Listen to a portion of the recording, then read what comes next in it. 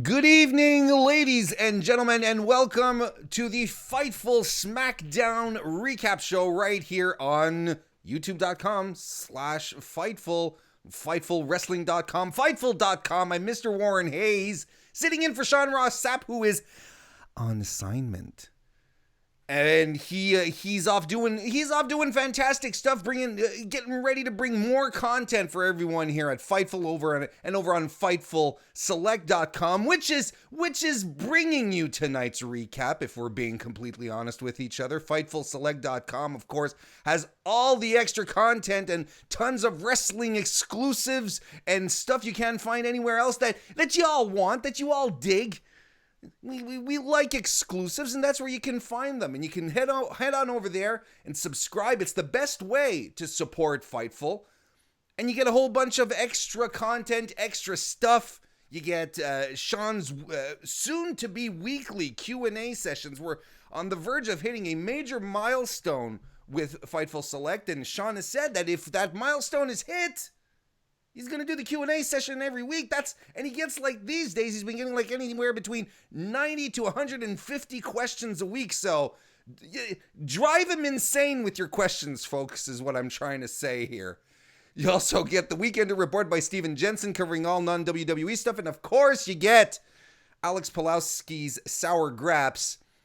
He likes to say that it is the most honest WWE review out there. I like to say it is the admittedly most negative one. Semantics. But that's what you get over there at FightfulSelect.com. Go check it out if you're not already a subscriber. If you are, well, that's fantastic. You already know what it is, so you should talk it up. Let people know what they're missing out on. And one thing that I've been missing out on a lot these days is Jeff Hawkins. And he's joining me this evening to talk about SmackDown. Jeff, it's been a while. You want blatant honesty. You want unfiltered. You come to the Jeff. Do you know in the vernacular what on assignment usually means? Yes. So Sean Ross Sapp has been suspended. Finally, the truth has come out about his abuse of his underlings, such as ourselves. Wait a second. I don't consider myself anyone's underling. Warren Hayes said to Sean Ross Sapp once threw a binder at him, like Amy Klobuchar. Yeah. But he is legitimately on assignment, by the way. He's not in trouble. And he himself said it on Wednesday that he was going out on assignment. I'm just repeating. I'm just following the bullet points, man. You know what we really need, Warren? We need a theme song. We need Warren and Jeff, dooba-dooba-dooba-dooba-doo. Listen. This is something, you know what? I'm going to talk to Sean, and this could probably make the next Fightful Select goal, if that happens. Get our own theme song. $10,000 of the Lord will take me, much like Jerry Falwell. So I want to thank everyone for being here tonight, and if you want to show, there's another way that you can show support outside of Fightful Select, and that is to drop us a super chat right here if you're watching live. And I will read your question or comment or statement live, such as Annie. Or don't. If they're negative, don't bother. Yeah, Jeff has that market cornered for tonight. But hey, look, Anakin left us a super chat. Thank you very much, Anakin. He says, at this point, what was that in my voice? Excuse me. At this point, Peter Brady coming into. At this point, WWE should just pull a TNA lockdown and have every match be in the chamber. Down with that? Would you be down with that? I love cage matches. Lockdown's my favorite pay-per-view, so yes. But see, they wouldn't build it at all. They just go, well, it's going to be in a cage. Here we go. DJ Cass says, gives us a super chat as well. Thank you very much. Jeff, what in the world is up with the stone face with the shaved head? I usually wear a ball cap, so you don't... people don't notice that I shave my head, yes, because I do not have long flowing locks like Mr. Warren Hayes, who hides it like a fraud that he is. Hey, listen. No, I am. To each their own Patreon tiers, right? I take the hat off for the paying view. The hair is for behind the paywall. Tim Travers sends us a super chat as well, saying, "What's up, Jeff? And what's up, Mr. Warren Hayes?" What's up, Tim? Good friend of the show. Hello, Tim. Good to see you. let's get right into the festivities then. Jeff, show started off with the Usos and the New Day versus Rude and Ziggler and The Miz and John Morrison. Actually started off with some promos where the Usos come out, they cut a promo. The New Day come out, they cut a promo. Miz and Morrison come out, they cut a promo. Rude and Ziggler come out, and they get the bum deal. No promos for Baron Corbin's lackeys. There's some during the Usos and New Day's exchange, there's some forced tension there. We know those guys are friends. It just doesn't work. And look, let's just talk about it straight off the bat. Not a lot of us here at Fightful are fans of the, hey, everyone gets to cut their promo each their turn. And I mean, look, I've even noticed. Wait, what are you talking about? Those are the best promos, Warren. Well, that's you're breaking up here, Jeff. Sorry. Just ignore my trolling and continue. I've been noticing though on WWE these days that there's a significant uptick of pre-match promos, which are completely unnecessary. As there's a difference between having a pre-match promo that serves something, but there was no reason for this one tonight. But it's become a bit of a trend. Give me some thoughts here because I don't want to feel all alone. There is only one act in the entire WWE universe I want to hear cut a pre-match promo, and that is the Grizzled Young Veterans, because they need the crowd heat before a match, and because Zach Gibson is so good at it. I hated this segment because logic is thrown out the window. There's no better time to basically say, we're going to kick your butts, even though we're friends right now, than right before a fight where you have 4 other guys coming out. Your word forced was perfect. Ooh, gosh, they're telegraphing something. I wonder what it is. Could it be a turn later by one of these teams? It's forced. It's bad. The audience is now already ahead of you at this point. They're just going to be waiting for the turn, and they're going to sit on their hands until then. I agree with you. I would much rather, they can cut promos on each other because they did during the rap battle. And you know that if Miz and Morrison really wanted to, or at least Miz, you could take the leash off and let them talk to each other and actually cut them down and build a little bit of heat for this match. But basically what this was this entire show was 4 segments of a half hour each. Pretty much. We need to waste time because we're getting everybody some rest before we go to Saudi Arabia. I liked the match. The match was great. I thought Miz and Morrison doing the we need a song beforehand made me laugh, even though Morrison, it's so funny because both Miz and Morrison were part of my improv theater at one time. Miz is such a better actor than John Morrison is. But they're both nice guys. It's just one of those things where it's like Miz has actor charisma. Morrison has good-looking stuntman charisma. But I like the song gimmick from them. I wish they had let Dolph talk a little. Sure, that was a little fun. The match in about itself was nothing that we haven't seen in these 8-man setups over the past few weeks, or even the 6-man setups. Kofi is the babyface in peril for most of the match here, and he eventually gets the hot tag to Big E, who comes in and he does his belly-to-back suplexes and the splash. And here's another thing I'd like to get your thoughts on. I love the New Day, and don't get me wrong, I am a big proponent of the New Day. I think they, anytime people start talking about when are they going to break up the New Day, I say hopefully never, because I think they are, as an act, they're really good. They push merch. People love them. But I kind of feel, and maybe this is because Xavier is out of the equation, but I've been feeling that the New Day matches have been following a formula recently, since quite a while, actually, where you have Kofi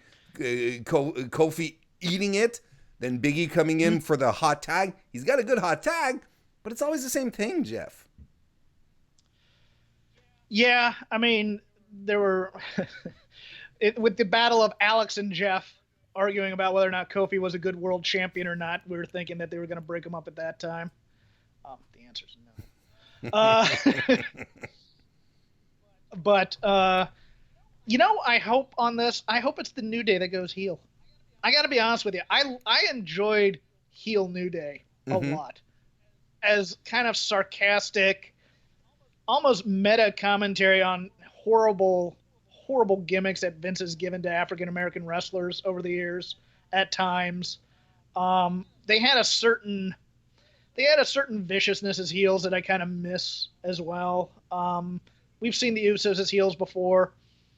If one of these teams is going to turn, I'd turn the New Day, but the merchandise money is way too much. There's no way that's ever going to happen. They're going to be throwing pancakes for the next 5 years until they're filthy, filthy rich with 4 houses. So this is what you're going to get. Formula, you say? Mm-hmm. All matches, it appears to me, are formulas. The dive spots when we go to the commercial break. Yeah, you're right. It's very formulaic, and it's a shame because you can't get invested in a match where you see the patterns. Morrison hits a disaster kick in a shooting star press, which is, quite frankly, the most exciting offense we got throughout this entire match. Kofi was very, very muted, I found. The spinebuster zigzag tag team combo was completely whiffed by Ziggler. And Jimmy Uso avoids the glorious DDT and wins with the super kick, making all of the current 1995 WWE era nostalgics very, very pleased that a super kick ends a match. Any final thoughts on the match here, Jeff? It's a match that happened. It kind of set up Super Showdown, but at the same time didn't. Yeah, because you throw a bunch of guys in the match, and we're gonna put the teams together. In WWE tag teams not take nearly enough advantage of being vicious when they have numbers games. Like you have these 8-man tags, and you can do a 4-on-1 beatdown somewhere, really hurt a guy for a little bit, and do those types of things. Nope, they play the hits. They played the hits. This was a very McDonald's match. You got what you're used to in every McDonald's. You got what you're used to in every match with these teams. You got to see the spots you wanted to see, and that was about it. Let's just get this out of the way right now, because we saw some of these glitches again this week, and now there seems... How do you feel about that? What? I'm interrupting. How do you feel about this? Well, hang on a second. I'm supposed to ask you this question. I know. I was just warning you. But we actually got a little something more, right? We have like an envelope. Now it feels like email. If I'm not mistaken, I kind of heard a 14.4 modem sound within there.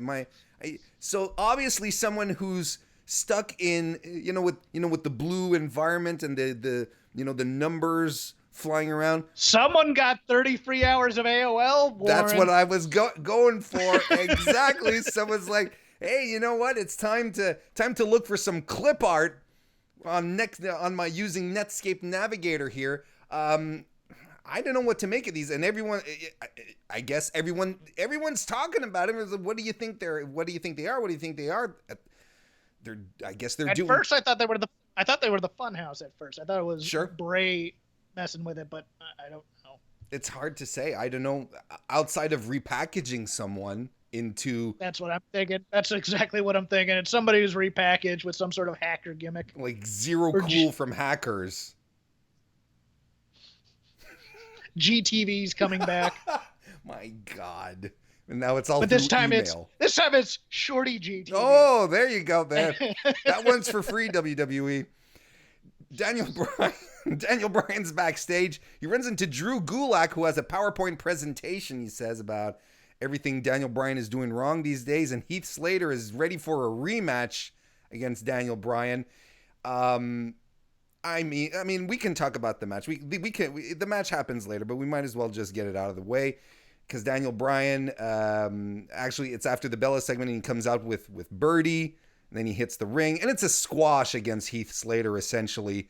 They're basically just giving something for Daniel Bryan to do while waiting for Super Showdown to pass, because he's not going to Super Showdown. He's got nothing to do there, and I guess there's probably an outcome of something that's going to happen there that's going to influence his road to WrestleMania, Jeff. That's my theory anyway, because this hasn't been in, and I don't think we're really going to push a Daniel Bryan Heath Slater storyline. No, but per the Observer this week, it looks like the plan might be Daniel Bryan and Sheamus at WrestleMania again. Look, Heath Slater is one of the untapped treasures of WWE to me. I thought back in the Nexus days, he and I'm gonna call him PJ Black, whatever his name was there. I thought they were a fantastic tag team. If they had let them become a real team and do some tag moves, I thought they could have gotten over for themselves. He and Rhino got over when they weren't supposed to, when they were going to crown American Alpha in that tag team tournament. He's just great. He was great in this thing. And Gulak is great too. I loved the PowerPoint the first time. I was glad when they gave him some character development and they moved him on to kind of their shooter gimmick. And then they decided to bring him back to the main roster. And we remember you as the PowerPoint guy. We got to do that again because Vince doesn't have a long memory. But you know what? If Drew Gulak and Heath Slater become some sort of combination mid-card wise, I have absolutely no problem with that. I love those two. And they were great playing off of Daniel Bryan, who also has great comedic timing. Sure. And honestly, I'm a huge fan of Drew Gulak, who is on the same level as Heath Slater, extremely underappreciated by WWE. I like the PowerPoint gimmick. I really like the end of his 205 Live run where he was like all nonsense and no nonsense. Excuse me. Here's the weird thing for you. I didn't like him until he came to the WWE. On the Indies, I found him dull. He'd be in these, as Joe Lanza Voice of Wrestling put it, grapple F matches with. We know what Timothy Joe thinks Thatcher about the grappling matches, though. Yeah, but I mean, I'd also go to it's two guys doing fake grappling with uppercuts and mean mugging and strong style and all that. Here he's shown some personality. He's shown various facets of character. If they allowed people to get over, he'd get over, but they don't. But he's fine here. Here's something wild. If we were to have a Drew Gulak, Daniel Bryan program, that'd be real good. That'd be great. In my veins, please. Yes, directly. I'd love that. Next, we have Tucker, who runs into Fire and Desire backstage. Tucker accuses Mandy Rose of hurting his bro, his friend. He accuses her of inviting Ziggler to crash their date last week. He says he was a fool to think that she had good intentions. While this is going on, the crowd is audibly chanting for Otis. She says, and then he leaves, and then we only have Sonya and Mandy left. Sonya tells Mandy that what the problem is, you had a good time with Dolph, and she said, Mandy says she had a good time with Dolph despite the fact that she was looking forward to going out with Otis. But then, actually before Tucker leaves, Tucker sort of accuses her. He says, well, why did you text Otis saying that you were going to be late when you weren't? And Mandy goes, text? Anyway, Sonya basically says that Dolph is more Mandy's type anyway, and later on we see Dolph running into Mandy, who's waiting for Uber ride. I guess she doesn't do rentals like the rest of WWE. None of us have seen Watch Along. None of us have seen that Sonya and Mandy ride always together to buy donuts on their Instagram channel. Yeah, as if we're not aware of that. But anyway. Okay, no. Let me ask. Let me posit something to you. Now that we've gone through our review of community theater soap opera, is there a swerve here somewhere? Because look, everybody's kind of expecting that Sonya is doing all this, keeping Mandy away from Otis, and then eventually she's gonna screw over Dolph in some way, and then they're lesbians. Is it gonna be that straight ahead, or are we going to get something like Sonya's really in love with Tucker, and they're trying to get Otis and Mandy and all them busy or something like that? Is there a possibility that there's something not to be expected here? Because I don't see it, because they've tried this so many times with Sonya and Mandy. This is like take number 4 of the failed romance of Sonya Deville and Mandy Rose, and they just got done with the whole Liv Lana storyline on Raw. Are we going back to the well, or is there something here that we're not seeing possibly? Look, I think at this stage it's been telegraphed at this point that Oh, Sonya is the one who sent the text from Mandy's phone to Otis to say, I'm running late, because she's the only one plausible that can get close enough to Mandy's phone, right? Because Sonya's in love with Otis. There we go. There we go. That's different. That would be a proper swerve. There we go. I had to think of something in my head to keep this interesting. Sorry. I think the outcome's been telegraphed at this point. We're gonna get a Dolph Otis match out of this. Otis is fantastic. You know what? I crapped all over the Chris Farley characterization, but you knew he was going to get over. Mm-hmm. Funny fat guys get over in wrestling. I don't care who you are. If you have a certain amount of charisma and can do some athletic stuff and you're fat, people want to see that all the time. All the time. So he's going to have a job for life if he doesn't pull an Enzo and, end up in a hotel room in Phoenix doing terrible things. He's fine. Otis is a 1990s wrestler that should not be working. His gimmick should not be getting over these days, and yet it is. I think there's something very throwbacky about what he does that really makes it work, because he has the physique and that oddball charisma that just makes it palatable. Yeah, luckily they've toned down on the hypersexuality on that character, because it got a little creepy there for a little bit. Yes, a little bit. But no, they found the rhythm. They went a little too far over the line and they pulled it back, and now I think they have the right tempo. The problem is, what do you do with Tucker? Because Tucker is you don't want to say Marty Jannetty, because that's not true. He's a hell of an athlete, doesn't have the same charisma. If you ever break them up, he's going to be on the short end of the stick, because you can't do anything with him. That's what I was going to say. He's definitely going to lose out if they ever split these guys up. I mean, if you totally repackage him as unrecognizable, you could probably do something, because he's big. He is big. He is strong. He was great in Shoot Nation and other things in NXT. It's just one of those things where once you hit the main roster and you're known for a gimmick, they have certain ways to repackage you where everybody remembers who you were beforehand, and they always bring it up on commentary. Yeah, exactly. But or it's totally brand new, but you're still recognizable. Maybe he'll be the guy being repackaged with weird glitchy segments in 5 to 6 years. Maybe he's in love with Otis. There we go. A double swerve. That's what we could go for that. Anakin left us a super chat. Excuse me. Thank you again, Anakin. He says, is Jeff dissing McDonald's?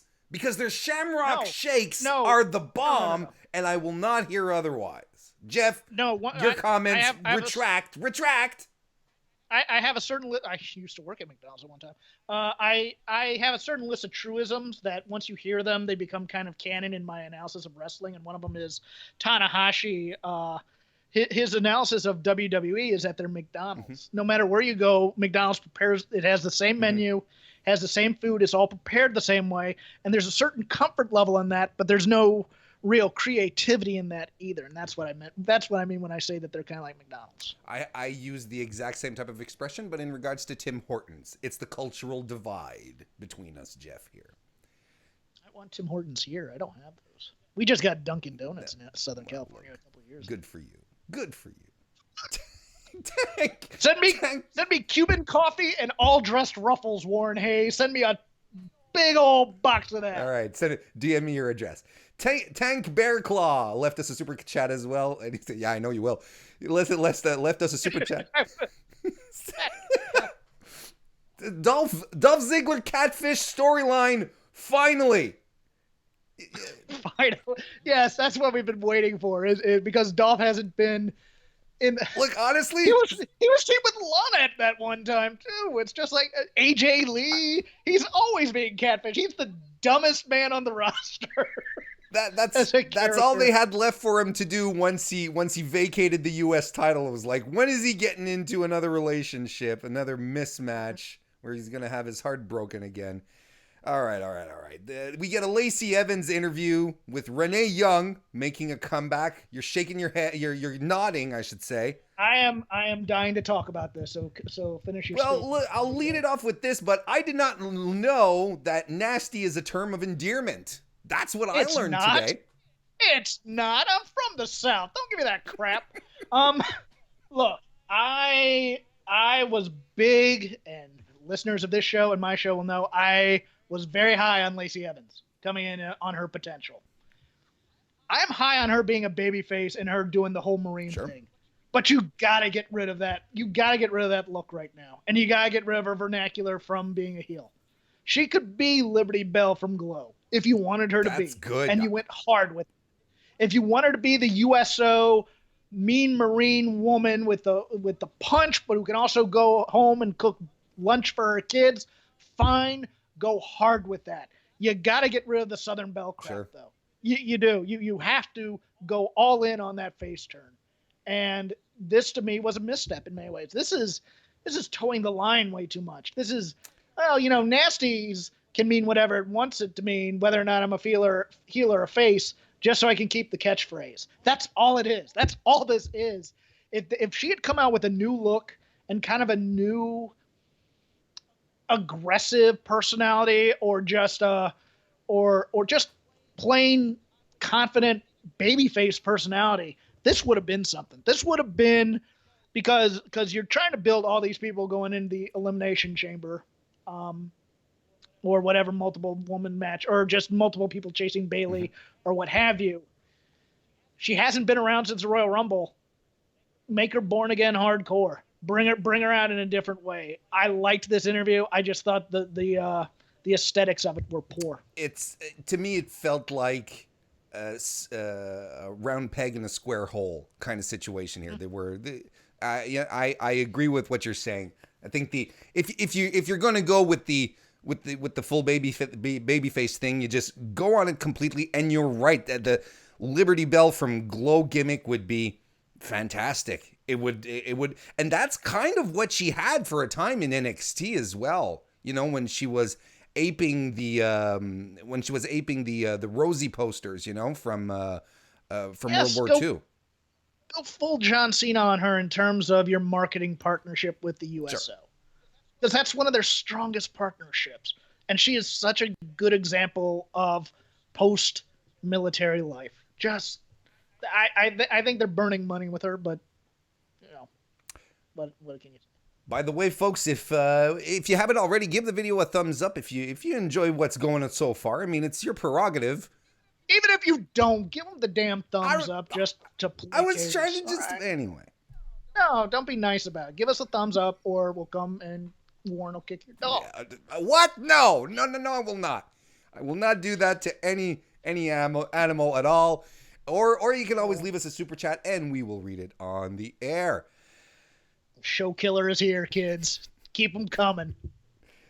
Speaking of show killers, the Symphony of Destruction match happened. Eliason, Braun, Strowman defeated Cesaro and Schinsky and Nakamura. I had an epiphany, Jeff, when this match started. You don't even know what that word means. Well, okay. Look, I'm just throwing things around. You think it was a teenager in the 80s who went around at shopping malls singing remakes of songs. Epiphany on tour. That's actually the first cassette I ever purchased. That is such an arcane reference. But I picked up on it, though. I know. Go ahead. This is what I had a realization. Let's put it that way, if you don't mind me dumbing it down for you. I look in the ring as this match is starting, and I see Shinsuke Nakamura, Claudio, and El Generico in the ring all together. Now, you tell my 2010 Warren Hayes that in 10 years from now, these three guys are going to be in a WWE ring. This is not what I have in mind, Jeff. This is not what pops into mind at all. other than the plunder, are the rules different than a Miracle on 34th Street match or the Halloween crappy matches that they do? No. Or it's a plunder match and it's kind of unearned a little bit. I loved the Dakota Kai Tegan Knox match on Saturday. I know a lot. I hate that they're going back to it so soon in the cage, but it was my favorite match of the night Saturday because it felt like these two hated each other, and then the plunder was part of it. This is just stunt show for stunt show's sake, and just let's see how many musical instruments we can break and hope that our guys don't get hurt doing it. And it was fine. It was okay. It's just it just after a while it becomes like movie violence becomes. If there's not a reason for it, it becomes John Woo with doves flying and just everybody shooting everybody, and it's like and nobody's really aiming, and it's just bullets everywhere, and you it kind of becomes desensitized compared to one person shooting one shot in the belly and the guy dying slowly. The couple of problems that I had with this match was that there was, of course, too much focus on hitting each other with silly things like the cowbell, like the tambourine. I'm glad that they took the opportunity to have Braun Strowman come down to the ring with the straight bass. That otherwise would have been a missed opportunity. That was a nice callback. So I appreciated that. But as you know, I thought the match this is one of these matches where it's like you either find you're either able to appreciate the goofiness of it and what it is, or you don't, and it's not your cup of tea. And what kind of bugs me so far is that they're making Braun Strowman as Intercontinental Champion a non-factor since he's won it, or at least the title is not it has no bearing on what's going on with him, which is not surprising on SmackDown because they gave the Universal title to the Fiend, a guy who doesn't need it and whose main feuds recently have had nothing to do with the Universal title in and about itself, but that's a whole other 9 yards. But I thought the match was kind of plodding until we sort of hit the end of the match, and I did like the ending with Elias flying off the top rope to the floor on the outside with a diving elbow on Cesaro through a table, and then immediately after Strowman power slamming Nakamura on a baby grand piano that did not break. And I think Nakamura his head busted open. Not quite sure, but yeah. Probably. This is a thing that happened, Jeff. Look, I love FMW. I love old ECW. I love garbage wrestling. But I love it when I feel like it's a fight. Mm-hmm. When I feel like it's a real fight. I don't like it when it's Roadrunner versus Wile E. Coyote, and this was the latter for me. Roman Reigns and Baron Corbin will be fighting for the last time at Super Showdown this Thursday. If you were wondering what was a good reason to watch the show this Thursday, to stay home from work, North Americans, and tune in, you don't want to miss Roman Reigns and Baron Corbin one last time in a cage. There's no shenanigans that are going to be involved here, and we're never going to see this match again, Jeff. By God. I'll miss it.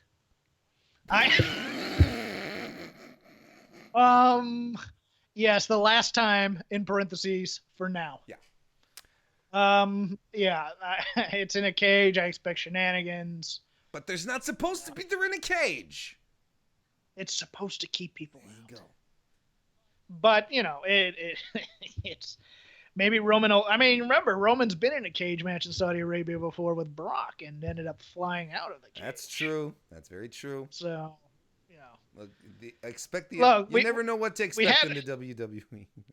I got news for you. I know that they're probably like stoked to do a cage match to really put on a show, but you're not topping Cody for a cage match in this month or this year. No, you are not.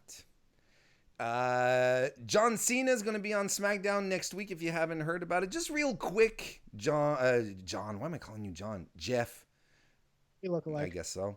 The over the past couple of weeks, it's been when in case of emergency, call in the legends, call in the Hall of Famers, the Goldbergs, the John Cenas. All that's missing is Undertaker these days. Are they really building stuff, or are we just in panic mode as far as SmackDown goes? The rumor is Elias for Mania.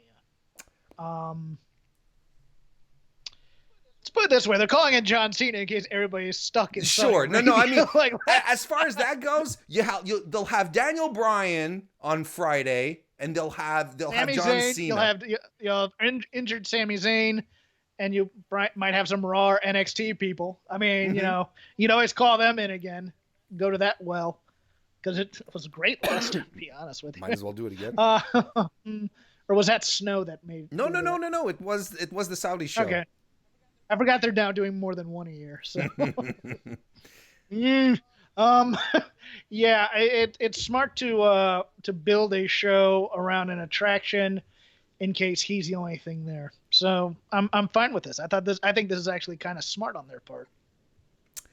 Next, we have a moment of bliss where Alexa Bliss, excuse me, comes out to talk about the inductees into the Hall of Fame. Reminds us that Batista and the NWO in this WWE spun narrative form is being inducted.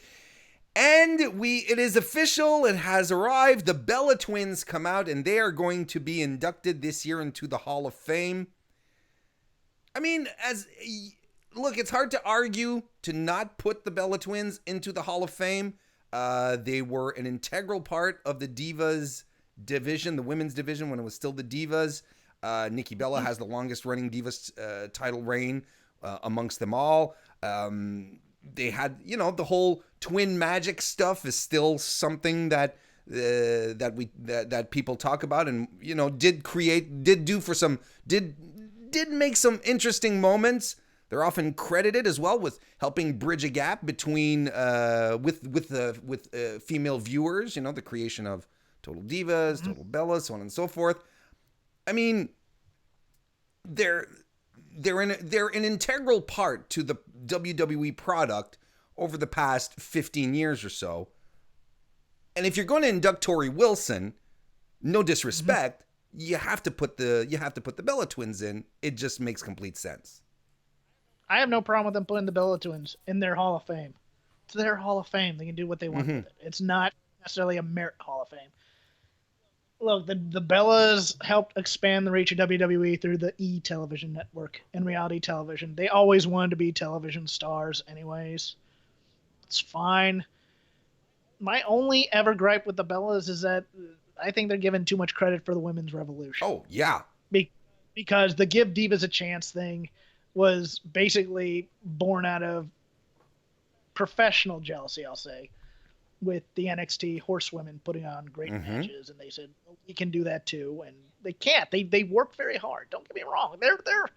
They're not bad performers. I do not crap on them as performers like some people do, because I've never had. Well, I had one match in the ring, but that doesn't make me a worker. They were with this company for years, and they've helped them a lot. I always bristle at the revised history of the women's revolution that doesn't give enough credit to the NXT horsewomen and gives too much credit to the Bella Twins, in my opinion. But other than that, I thought it was a little thick with the Alexa Bliss talk show love. That I just thought that was that. Okay, now you're laying it on a bit thick. It's not. Everybody gets a talk show at WWE at some point. Everybody, because Vince loves Johnny Carson. It hasn't. What's the most memorable moment of Bliss segment you can think of that's gonna be, what's the Roddy Piper hitting Snuka with a coconut moment? What's the barbershop moment where Sean's kicking somebody through a plate glass window? What's the funeral parlor with Jake and Hogan and the casket, or the Warrior and the casket? I forget which one it was, with the snakes and stuff like that. What's your favorite moment of Bliss? No, that's it. I thought it's again, I think the good word here is forced. It was forced again, where it's like, hey, and they pulled out the first ever once again. So you saw what they were trying to do here. Do you think they both want to be pregnant simultaneously, or do you think it was a reality TV Are we gimmick? gonna Storyline. listen? I'm serious. No. I'm cynical enough to believe either. I'm cynical. I'm cynical enough when it comes to reality TV and reality television stars to coordinate on this stuff. You know. Yeah. I'm sure Daniel Bryan wants another. Sure. Kid. No, that's not the point. I'm not sure Nikki Bella's husband was. No, but and probably Nikki Bella as well. But let's not take anything away. Maybe Nikki Bella's like I'd like to have a kid. I was supposed to have one with John Cena, but that didn't quite work out. And then Daniel Bryan, I'm sure wants another kid, but I'm sure there were meetings. Like everyone sort of sat down and they planned things out, and they probably her new boyfriend, what's his name? Nikki, it doesn't matter. They probably even sent him to the doctor to test out the potency of his seed to make sure that are we going to require some some extra? So you're on Team Cynic then. I'm fine. Sure. In this case, yes, because I have a fair enough grasp of how reality TV works, and I know how reality TV stars are. Yeah. Reality TV is scripted behind the scenes by producers, the stars, and certain stand-up comedians to get into wacky situations. Certain stand-up comedians. Well, no, there a bunch of comedians from the 80s and 90s went to be behind-the-scenes producers of reality TV, like Jeff Stilson and who's it? Ken Ober and Ken Ober's wife, Lori. I want to say Kilmore, but that's not the name I'm thinking of. I can't think of the name, but you'd see him in the credits, and it's like, good for them for making the money. But that's what it is. It's either get a bunch of 20-something good-looking people drunk in a house, and you film their faux pas and possible criminal activity, or it's forced sitcom log lines from the 70s and 80s. Today I'm gonna go get this big cake that I've planned on. What could possibly go wrong? It's like, oh my God. Okay, great. Anakin left us another super chat. He says, and thank you again. He says, a simple way for Elias Cena feud to start. Elias wants revenge for Cena embarrassing him at 2 different WrestleManias. Sure, I'm good with that. That'd be a good way to kick it off. I'm good with Elias coming out and playing John Cena's rap album and just clowning him on that too. I keep thinking you're going to say Anakin has left us, and I'm going to go, you're the smart one, Anakin. Continue. We have another Sheamus promo where he basically... Shameless promo where he basically announces that he's going to be part of the Elimination Chamber match. Chad Gable and Apollo Crews were watching that promo on TV. Backstage, Chad Gable comes in to give Apollo Crews his pep talk, and Apollo Crews is like, yo, I don't want none of your good vibes here, Chad Gable, and your inspirational anti-bully messaging. I'll handle this my way. I got a good laugh out of this. Warren, we are almost through February, and this is the dead set winner for worst feud of 2020. You book 2 undersized baby faces to both get killed by Sheamus individually and then together. And then you continue them in the story where they start snarking on each other. You know what they need to do is they need to stack on top of each other underneath a trench coat and fight Sheamus. I've decided that this is... That's the only way out of this feud. Because Vince, people go, why do they always do these feuds? It's because Vince is convinced in the Bible that David versus Goliath was a poorly booked feud, and that Goliath was the one with the charisma and the star potential, and he's the one that should have gone over. Your Bible be damned, okay? That's the only reason that these types of things continue. And now Daniel Bryan's going to die for our sins next, probably. Anakin left us another super chat. He says, Warren, what do you mean both Bellas pregnant together had to be planned? Did you not see Father of the Bride Part 2? That can happen spontaneously. I think you're actually proving our point. Father of the Bride Part 2. My God, the arcane references are flying today. I appreciate that one a great deal. I do too. Thank you, Anakin. Good cheap cash grab, just like the Bellas being pregnant. Go ahead. Naomi versus Carmela happened as well tonight. It was for the to determine who was going to face Bayley at Super Sands of Time. this Thursday. Naomi picked up the win here out of an odd match. I think is one way to put it. I thought they started off pretty well. They started off with a ground game. It felt like they were they were taking their time to set something up. But then at some point, everyone starts calling audibles. You could just hear the moves happening. You could hear the moves being called before they were being hit. You could follow the entire match just by listening to it. Kind of feel like they were rushed for time, which was a shame. And Carmela and Naomi I don't feel they were exactly on the same page. And this is the thing. I really feel like the match was shortened. Like they were... I'm positive of it. And it threw them off. And everything felt a step behind, a little weird. They had trouble regaining their footing during the course of the match. But hey, the split-legged moonsault by Naomi put it away, and that's okay. It just lacked some flow, and boy, oh boy, those audibles, man. Go to the Blockbuster. Go ahead, Jeff. Everybody talks.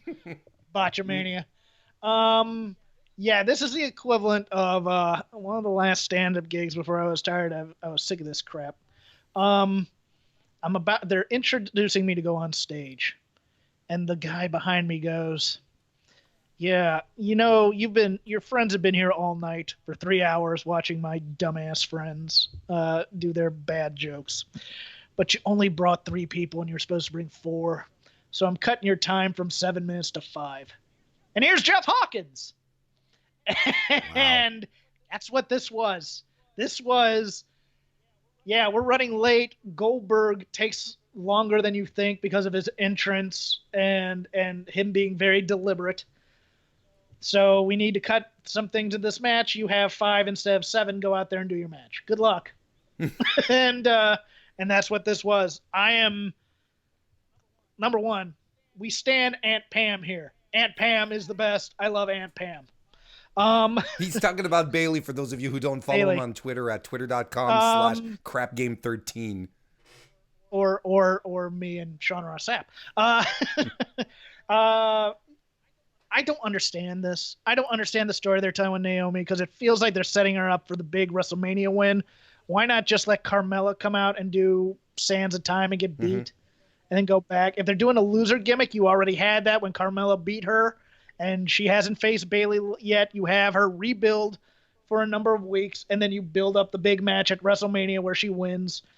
There's been reports in certain sources that WWE has contacted Darren Young, Brodus Clay, and the other Punkadactyl, Cameron, for something possibly involving Naomi. At least for 2 of those. I don't know about Darren Young necessarily. Just keep them apart. If you're just gonna beat Naomi here and then build that for the WrestleMania match because she's out for revenge, it's not as interesting a story to me. Keep them apart. I mean, excuse me.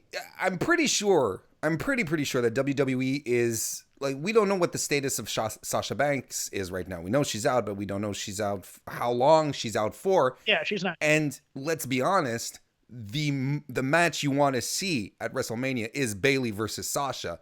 And I don't think WWE is moronic enough to not realize that at this point, that this is the match you want to put on. The idea... Is it though? Is it though? What? Is it the match you want to see at WrestleMania? Well, as far as Bailey goes, like as far as Bailey defending the title. It's okay.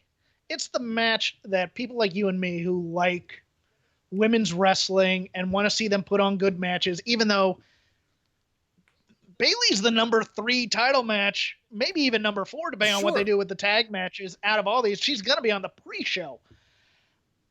They do this at WrestleMania. They tell these stories, and it's in Florida, and they're gonna give Naomi the moment, I think, like they did in Orlando. I don't think they ever had the plan to be Sasha and Bailey necessarily. I think they were originally gonna take the belt off of Bailey, put it on.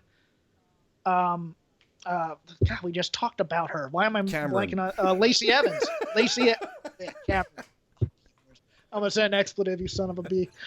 No, but I thought they were gonna put it on Lacey Evans, give her the Hogan push, bring back a Nia Jax or whoever from Mania, and have her beat up a monster, and then put Bayley and Sasha in the tag ranks, maybe against the Kabuki Warriors. We don't really know what they had planned for Sasha Banks. We think that there's a turn coming down the road, but they were a good unit together. I reject your hypothesis, sir, that we know. And right now, if she were to be cleared, given that they don't, they telegraph things for 6 weeks before, instead of really building it to be the big match, they'd want it announced by now. And I just think that they're going to go with plan B, whoever it is. Well, I still think that they're the best match that they could do if Bayley is still holding the title going into WrestleMania. Yes. No, I agree with you 100% on that. Two. The best match, the best build, the best character interaction, the best story they could tell. When was the last time they did that well for a lot of things? I mean, for a match of this caliber in that position on the card, because they don't want to overshadow Shayna and Becky. Or no, for sure. Or Charlotte or Rhea. But the thing is that they put so much stock into the 4 horsewomen. They are the cornerstones of the entire women's division. I don't think that they feel like they're overshadowing anyone here. Maybe I think last year, because of Ronda, they felt, and especially how they were handling Becky and Sasha back then yeah, it definitely did overshadow. But this year, I think I don't know. I have an opinion of what they think of Bayley, and I think they like her, but I don't think they love her. True. And it's one of those things where I just don't think it would be that big of a deal. I think, look, I'm happy to watch that match. I'm happy to watch Sasha and Bayley tear it up at WrestleMania. Hell yeah, make it the main event and give it a good build. But remember, 2 years ago at WrestleMania, or was it 3 now? New Orleans, we got the dream match between AJ Styles and Shinsuke Nakamura. Was that a dream match? Good point. Thank you. Goldberg comes out with security and fireworks and 173 straight wins, and he starts to cut his promo and immediately gets interrupted by Bray Wyatt. Bray Wyatt introduces him to his friends in the Firefly Funhouse, but the Fiend appears behind Goldberg. Goldberg spears the Fiend. The Fiend is hurt, as commentary says. But then the lights go out and the Fiend disappears. This was lame, Jeff. That's your lead in. Thanks. I didn't mind this. I thought the misstep was having Goldberg say he's behind me or you're behind me, instead of just turning around and spearing him. That would have made it awesome. That would have just made, he's a smart babyface. He's a tough guy. He's been watching the program. He knows what Bray Wyatt does as the Fiend. He knows that when you're watching the video, usually he'll appear behind you. Don't even mention, just turn around and spear the guy. And then we're like, oh crap, here we go. And then he disappears. And you know what? Other than that, it's the build that they should be doing. Nobody does.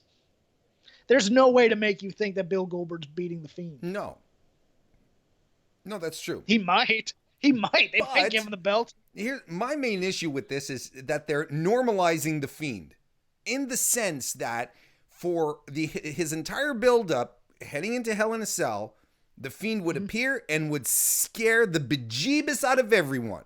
And I've said this on this show before, and I will say it again. What made the Fiend character work was because everyone was terrified of him. And he really was a modern day take on The Undertaker. And Undertaker, there was no one who would turn around and say, oh, someone's right behind me. They did it with Kane a few weeks ago, where Kane, who got slaughtered by the Fiend, by the way, on an episode of Raw at one point, where Kane turns around and says, ha ha ha, he sort of chuckles at him instead of being afraid. I don't mind a babyface coming in to try and challenge him, That's fine, but there's a difference between bringing it down to something very basic where it's like, oh, you're just another guy, where the Fiend is not just another guy. Undertaker was not another guy. Yokozuna was terrified of the Undertaker because he was confronted with his own mortality, blah, blah, blah. But it's still the same idea here. And that's what bugs me in regards to the Fiend character, because now Bill is like, oh, you're right behind me, huh? And he has this grin and he's like, you don't really scare. It would have been much more impactful, like you said, where Bill Goldberg turns around and he has this moment is like, oh man, he's here. You know, you just see it in his face. Not necessarily start cowering, but just like, maybe bring the red light back for that moment. Maybe not.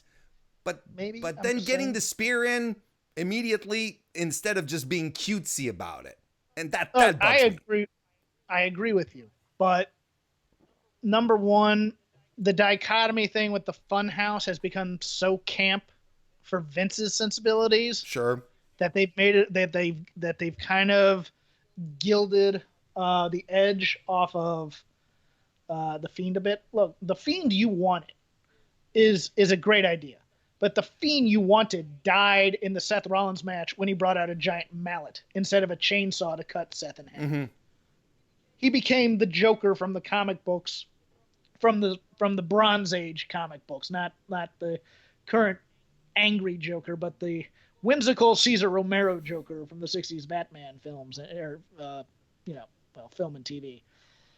Your idea is great. They don't want to go into that dark, real dark territory. They want to go into camp dark, and you can hear Vince's narration in Michael Cole because it's his voice and it's even his mannerisms. If you've ever watched Beyond the Mat, where he's gonna puke, and if you've ever heard Vince on commentary, Michael Cole sounds exactly like him with the same inflections and things like that. So the things that Vince is thinking of this character are coming through Michael Cole. That's all you really have to listen to. I agree. This could have been an adult character for an adult audience, but this is a family. I know, but you don't have to This is House versus Friday the 13th in terms of horror. You movies. Don't have. By the way, House is fantastic. They want a thriller. They want a thriller. They don't want a gory horror. But then again, I don't necessarily want the gory horror movie. The Fiend character is already one which is completely improbable, right? Because he stood up after eating 11,000 curb stomps, right? So and you're supposed to get into the ring and it's supposed to transform you. It turned It turned Seth heel. It sent Finn Balor back to NXT, and he's nasty. He had Daniel Bryan shave. The idea he got a haircut. My God, the idea behind him is that it's transformative. It's supposed to be this really big event. It even did the same thing to Miz. We lost happy babyface family man Miz. Now he's a dick again, and I think we're all better off for it. That's not the point. But the thing, it can't be too. Again, I'm going to come back to the point of normalizing him, bringing him down onto the level of he's just another wrestler when he really isn't. Could you imagine if I talked about Yokozuna because it's still, I was very young back then, but it still left the impression where you have this gigantic sumo guy who's running away from this dude. It's hard to protect that kind of aura when you're on TV week after week. You have to be a special attraction. You have to maintain that kind of ferocity. Look, Pentagon Jr. used to have this. When he was on the Indies, Sure. when he was first doing PWG and stuff like that, and when he was doing Lucha Underground, and breaking people's arms, he wasn't doing that every week. He was doing that like every 2 or 3 weeks. He had that aura when he walked in the room. If you didn't get out of the way, you're going to get your ass kicked. Matanza the same way, Jeff Cobb, when he was in Lucha Underground. He was this beast that Dario Cueto would bring out every 4 weeks or so to do, a plunder match or something like that when he really wanted somebody destroyed. and they would just raise hell and cry havoc and unleash the dogs of war. When you're doing Firefly Funhouse every week, and you have the guy coming out in the evil clown mask every week, and he's not being all that threatening, he's just doing wrestling moves, he's not hurting anybody, you have a problem. And it's, you have to be invested in keeping that aura versus, ooh, he's popular right now, let's cash in while it's hot and overexpose him week after week after week because the people are responding to him.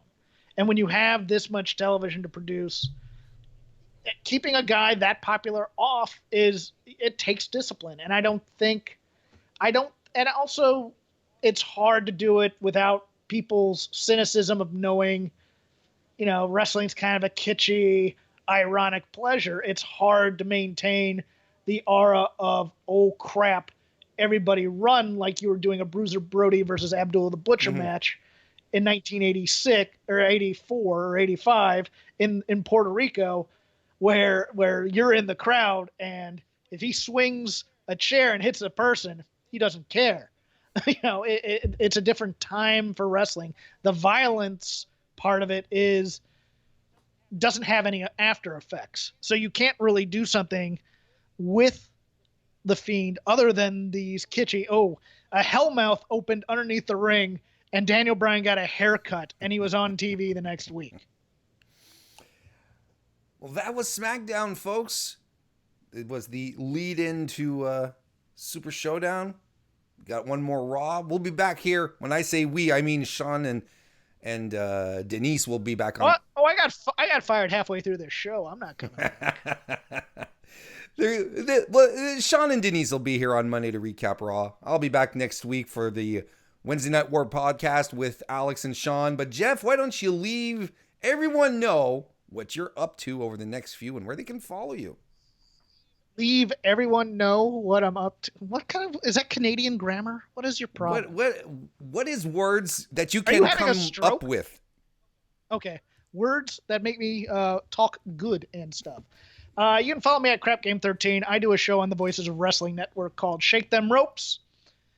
Might be continuing it after WrestleMania, might not. Trying to decide because I'm losing my host, Chris Novembrino.